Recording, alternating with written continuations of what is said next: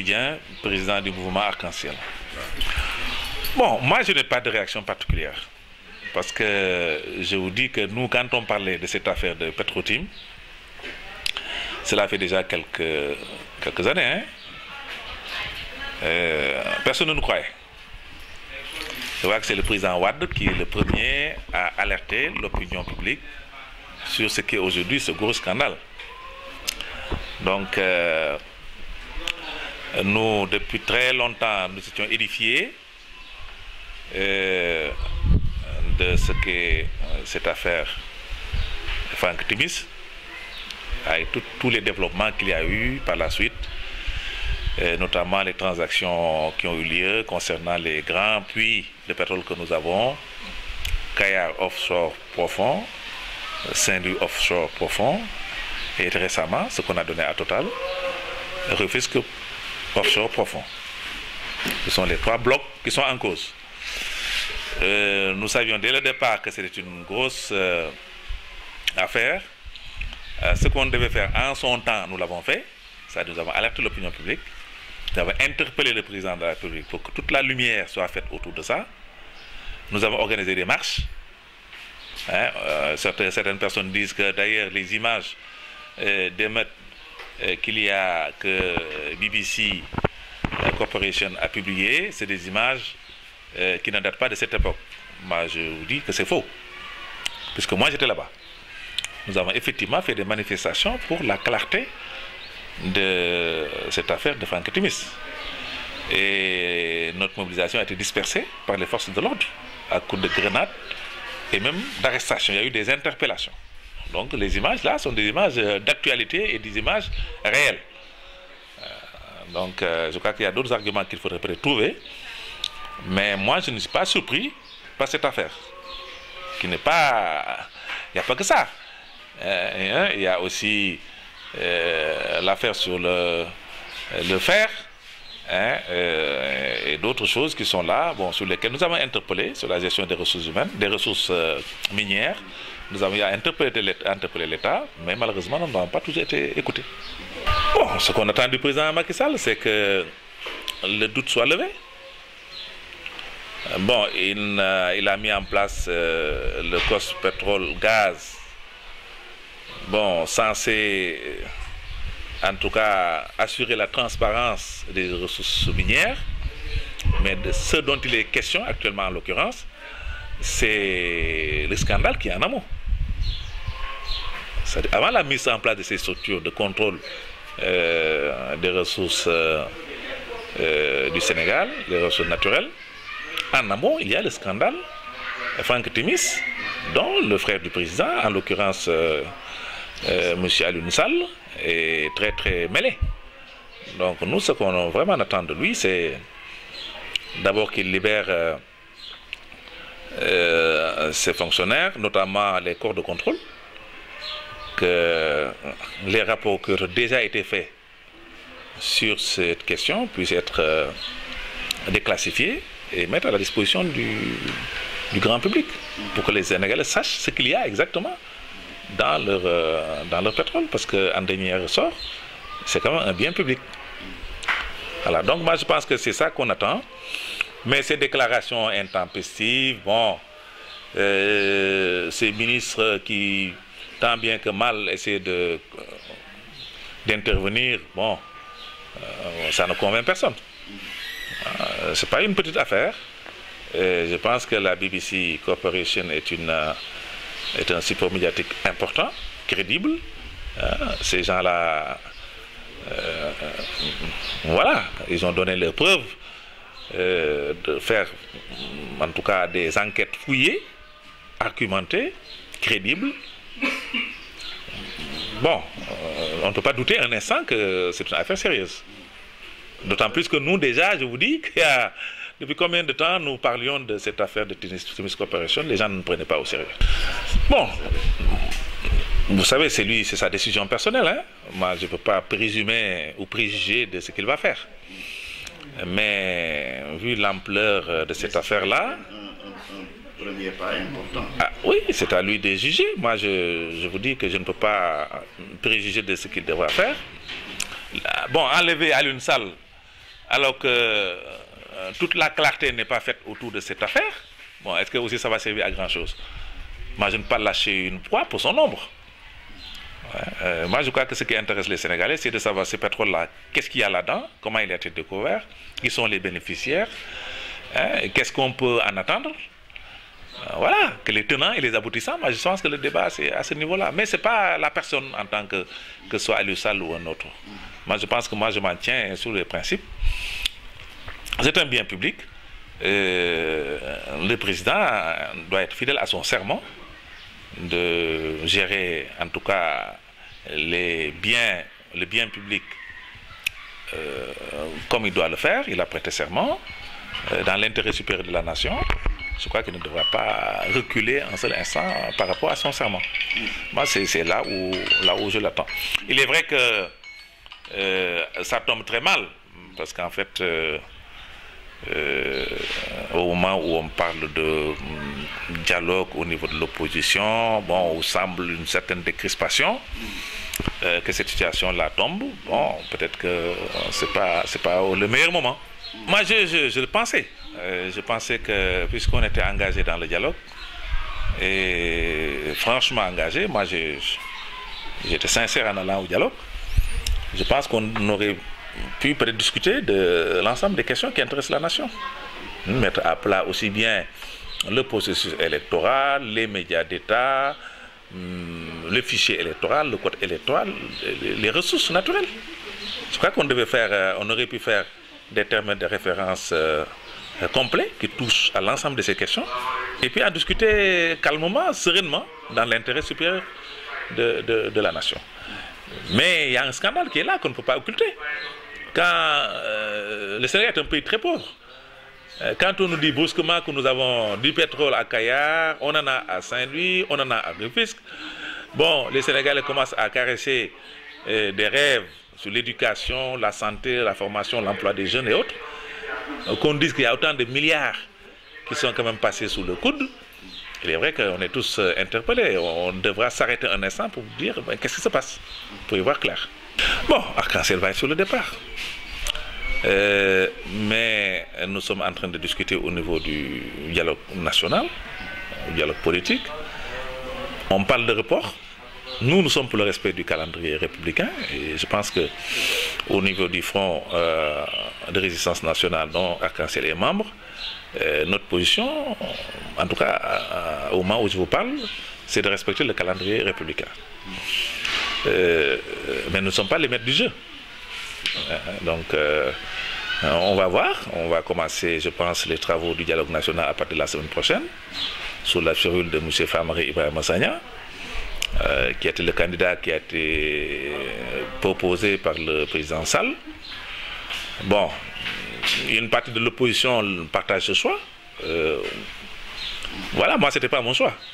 Moi, je ne pensais pas que M. Famara Ibrahima Sagna, qui est quand même connu comme voilà, une grande personnalité du Parti socialiste, je ne pensais pas qu'il puisse avoir suffisamment de neutralité pour quand même arbitrer nos échanges par rapport à ça. Mais bon, comme il y a la loi de la majorité, on essaie de s'adapter à cette majorité et de voir venir. Bon, j'espère qu'il ne décevra pas les gens qui lui ont fait confiance, parce qu'on a eu l'exemple des concertations avec l'ambassadeur Seydou Nourouba, qui a été la source de tous nos malheurs. Quand on a eu des problèmes par rapport au parrainage, ce qui s'est passé pendant le parrainage, quand on a bloqué, on a quitté la salle, parce que pour nous, il n'était pas question de faire le parrainage. D'ailleurs, on a vu par la suite tous les problèmes que ça a posé, même pour la majorité. On a vu tous les problèmes que le parrainage avait posé. Alors l'ambassadeur Seydou Nourouba a été particulièrement négatif par rapport à la position des forces de l'opposition. Ben, j'espère que cette fois-ci, avec M. Famara Ibrahima Sagna, ce ne sera pas le cas. En tout cas, moi, je lui donne un préjugé favorable. Ce n'est pas mon candidat, mais je peux me rallier à sa cause. Lui donner un préjugé favorable. Ben, on verra par la suite comment les choses vont se passer. Oui, non, il y a des questions très, très précises, qui, notamment sur le processus électoral. Vous savez, on a eu des gros contentieux L'opposition jusqu'à présent ne reconnaît pas le président Macky Sall comme le président de la République, parce qu'ils ont contesté les résultats. Ils ont même fait un livre blanc. Ça, c'est pas rien dans une République. Bon, les marches, les sittings, tout ce qu'on a fait jusqu'à maintenant, voilà, ça montre que le pays n'est pas très, très calme. Même si apparemment il n'y a pas de grosses manifestations, bon, il y a des problèmes.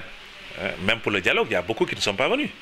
Le numéro 2, celui qui est venu juste après le président Macky Sall, Idrissa Seck, il n'est pas pour le dialogue, il est contre le dialogue, il l'a dit, il a affirmé. Celui qui est venu en 3e position, Ousmane Sonko, il est contre le dialogue. Bon, il faudrait qu'on se parle de toute façon. Même les grandes guerres mondiales, 39-45, 14-18, ça finit toujours par se mettre autour d'une table et de discuter. Ça ne coûte rien de discuter. Mais bon, c'est la 3e discussion que nous avons. Il y a eu un premier dialogue où le PDS évidemment était parti avec, comment il s'appelle, je pense que nous on avait boycotté, Arc-en-Ciel avait boycotté, Mamadou Diop Decroix avait boycotté, voilà. Il y a eu une 2e rencontre restreinte, je crois que c'est à cette occasion que M. Karim Wade a été en tout cas sorti de prison, peut-être déporté, mais en tout cas sorti de prison, et d'autres petites choses qui sont passées, comme le jeune Moïse Tampino qu'on avait mis en prison parce que trouble à l'audience. Donc c'est des questions éminemment politiques, ça a été pu régler, ça a pu être réglé. Et voilà, donc on a pu régler ça. Il y a eu ce dialogue, il y a eu la concertation. On a eu à discuter pendant plusieurs jours, je pense presque 2 semaines. Malheureusement, ça a abouti sur le parrainage et d'autres choses sur lesquelles... voilà. Et il y a ce dialogue-ci. Bon, les autres n'ont quasiment rien donné. La montagne aura accouché d'une souris. Bon, cette fois-ci, il y a des gens qui sont sceptiques, qui nous disent encore qu'il n'y aura rien qui va en sortir. Notamment la position du PDS. Le PDS, et d'ailleurs, il y a des conséquences internes, parce que Omar Sarr n'était pas habilité à venir au nom du PDS. Il est finalement venu. Moi, j'étais dans la salle des banquets du palais. Quand on lui a donné la parole, il parle. Bon, il ne peut pas parler au nom du PDS, mais il parle à son nom. Tout ça, ça avait l'air très très bizarre, mais c'est la politique. On verra par la suite ce que tout ça, ce que ça va donner. En interne, non, on a des problèmes. C'est certain que même le communiqué... Ces problèmes-là ne sont pas levés. Oui. Non, mais l'opposition, il y a les oppositions, malheureusement. Il y a, nous, au niveau du front, l'opposition peut être radicale. Bon, mais il y en a aussi ceux qui sont plus radicaux que d'autres. Bon, moi, je suis peut-être dans l'aile modérée. Parce que nous, on a été parti au dialogue. Je n'ai jamais été. Ça fait 7 ans, moi, que je n'ai pas rencontré le président Macky Sall. Mais cette fois-ci, j'ai été. Donc, je me considère comme l'aile modérée. Mais on a une aile dure. C'est les gens qui nous disent qu'il n'est pas question d'aller faire le dialogue. C'est Réumi de Idrissa Seck, c'est Sonko, etc. Qui sont des radicaux. Pour eux, il n'est pas question de partir. Alors, de l'autre côté, il y a les collaborateurs, le collabo. Il y a parmi nous, d'ailleurs, quand les choses comme ça se passent, ce sont eux-mêmes qui nous attaquent. Ce n'est même pas la paix qui nous attaque ou les amis du président, mais certains membres de l'opposition qui nous attaquent. On dit, oui, vous n'êtes pas sincère dans vos dialogues, vous ne venez pas. D'ailleurs, vous avez fait un communiqué contre Aliou Sall. Il n'a rien fait. Voilà. Donc, il y a les oppositions au niveau du Sénat. Ils se réclament de l'opposition. D'ailleurs, maintenant, ils se réclament du pôle des indépendants. Bon, on a fait le débat, on a dit, bon, écoutez, l'arbitre, c'est les élections. Les gens sont alignés. Certains sont avec le pouvoir. Tu peux être avec le pouvoir pendant les élections, encaisser tes fonds de campagne, parce qu'on sait que tous les gens qui étaient avec le président pendant la campagne, on leur a donné des fonds de campagne. Ils ont mangé. On a vu des gens maintenant qui ont des 4x4, qui s'habillent en Gisner. Alors qu'avant, à la fin des réunions, bon, il y a aussi arrangé un peu pour leur donner le pass au taxi. Maintenant, donc, c'est des gens qui sont dans une certaine aisance. Maintenant, les élections sont finies. Ils disent que nous sommes indépendants, à côté de l'opposition. Mais quand il y a des problèmes, parce qu'on devra certainement faire des arbitrages sur certains points. Ça, c'est arrivé pendant la concertation. on passe au vote. En général, ils basculent dans le camp, ils votent dans le camp de la majorité. C'est pourquoi nous, on ne reconnaît pas le pôle des indépendants. Voilà, donc c'est autant de problèmes qu'il y a dans l'opposition, c'est autant de problèmes qu'il y a dans le dialogue. Tout n'est pas très clair. Alors, les assises de l'opposition. Les assises de l'opposition, ça va être la même chose. Hein. Il y a des gens qui vont venir, bon, pour créer des problèmes, parce qu'ils ne sont pas dans l'opposition, c'est pas des gens très sérieux ils utilisent le parti qu'ils ont à faire le va-et-vient entre le parti au pouvoir et l'opposition. Quand ils ne sont pas contents, ils viennent chauffer au niveau machin. Quand on leur donne quelques sucettes, ils se retrouvent de l'autre côté, ils nous insultent. Bon, ce jeu-là, ça a quand même assez duré. Alors, c'est des questions de rapport de force. Hein. Moi, ces choses-là, je dis le juge de paix, c'est la rue. Hein. Il faudrait que l'opposition arrive à avoir un poids dans la rue pour pouvoir être pris au sérieux. Mais tant que tout est calme, il n'y a rien, il n'y a pas de manifestation, il n'y a rien, le président a fait ses élections, il gouverne, voilà. Donc là, il est le maître du jeu, il va conduire les choses comme il l'entend. Mais s'il y a un rapport de force sur le terrain réel, c'est là où l'opposition peut avoir des acquis. Mais tant que c'est comme ça, c'est calme, moi je pense que c'est pas ça. Il faudrait qu'on arrive à chauffer la rue. Et ça, c'est l'objectif. Je pense que les gens vont en train de travailler sur ça, parce qu'il est question de mobiliser des gens pour réclamer plus de transparence dans cette affaire de Petro-Tim et autres. Donc, ça va être un test grandeur nature pour voir réellement ce qu'actuellement pose l'opposition au niveau de l'opinion. Oui, mais il y en a même qui disent que le dialogue est déjà plombé. Moi, je ne le crois pas. Hein. Moi, je pense qu'il faudrait qu'on continue à se parler. Ça n'empêche que l'opposition doit se mesurer pour voir réellement ce qu'elle pèse réellement au niveau de l'opinion au sortir des élections. Bon, ça va ensemble. Hein. On ne fait pas de l'opposition pour être dans les salons. Sinon, on n'est pas pris au sérieux. Mais moi, je suis convaincu qu'il faudrait qu'on arrive à maintenir le dialogue, coûte que coûte. D'ailleurs, il y a des... On est en train de discuter, hein? On a les oppositions, mais je pense qu'on va quand même sauver ce dialogue-là. Parce qu'apparemment, si on voit par rapport à la réaction de la majorité des Sénégalais, les gens sont pour qu'on se parle. Ah. Oui, mais ça a toujours été comme ça. Hein? Et, tu sais, la vie politique au Sénégal, ça a toujours été comme ça. Mais moi, je me félicite que les gens se parlent. Tant que les gens se parlent, il n'y a pas de raison de désespérer. Ce qui est mauvais, c'est que les gens restent dans des positions tranchées, se regardent en chien de faïence. Bon, ça en général, ça ne finit pas bien. Mais tant que les gens acceptent d'échanger, de parler, de se mettre autour d'une table, parce que ce qu'on a réussi pendant ce jour du dialogue, c'est pas rien. Hein? Si on voit le parterre de gens qu'il y avait, de personnalités qui étaient là-bas, aussi bien du point de vue de la coalition de la majorité que de la coalition de l'opposition, moi j'étais assez impressionné par ce que j'ai vu. Le président également a eu quand même de la hauteur, à mon avis. Il a pris le temps d'échanger des mots avec les uns et les autres. Bon, moi-même j'ai eu droit à quelques égards, hein, parce que ça fait quand même peut-être 7 ans que je ne l'ai pas vu. Bon, il a eu un petit mot peut-être, voilà, peut-être sympathique. Je crois que tout ça, ça n'empêche que les gens restent sur leurs principes et restent quand même dans... Parce que ça fait 7 ans, moi je ne l'ai pas vu. Donc c'est pas peut-être maintenant que je vais... voilà. Mais au moins qu'on reconnaisse que nous sommes des Sénégalais, nous sommes en démocratie, aujourd'hui c'est lui, demain ça va être quelqu'un d'autre. On peut quand même rester dans des règles de courtoisie, de fair play. Et voilà, moi j'ai reconnu le Sénégal ce jour-là. Vraiment. D'ailleurs, on a commencé par chanter ensemble l'hymne national. Donc pour dire que ce pays-là nous appartient tous, nous avons intérêt à ne pas le casser. Mais faudrait-il que le camp que nous avons en face joue le jeu. Et joue franchement le jeu. Qu'on n'est pas là en train de poser des lapins, à jouer aux ruses, etc. De toute façon, il a dit, je n'ai plus de raison de faire du ndjout ndjak. Lui-même a employé le mot de ndjout ndjak. Bon, moi je le prends au mot. il a fini, il n'aura plus de mandat, c'est terminé, ça c'est le deuxième et dernier mandat. Donc il a dit lui-même, il n'y a plus d'enjeu. Donc moi je n'ai plus de raison d'être braqué, non. Il reste 4 ans, bon 1 an c'est déjà, parce qu'un an bouclé, il reste 4 ans.